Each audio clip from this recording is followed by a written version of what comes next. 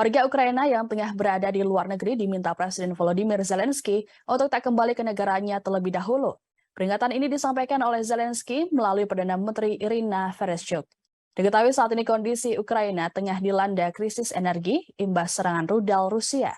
Sebagaimana diketahui, sektor energi di Ukraina saat ini mengalami kerusakan parah akibat dihantam rudal Rusia. Kerusakan sektor energi Ukraina mencapai lebih dari sepertiga atau 40%. Padahal, Ukraina sebentar lagi akan memasuki musim dingin. Menurut Zelensky, langkah ini diambil demi melindungi warganya. Tidak hanya itu, juga untuk membantu penghematan energi di Ukraina.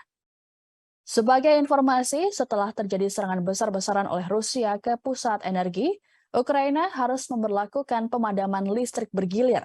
Otoritas tempat pun meminta warga untuk menimbun air sebagai langkah dalam menghadapi pemadaman listrik. Sebanyak 1 juta rumah di negara tersebut dilaporkan kehilangan akses listrik.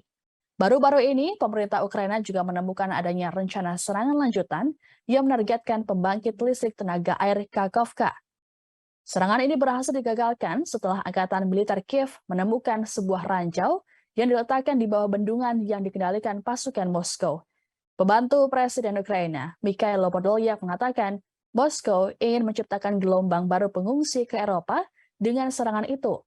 Sementara itu, Menteri Luar Negeri Rusia, maksud kami Ukraina, Dmytro Kuleba mengatakan di Twitter bahwa serangan tersebut merupakan genosida.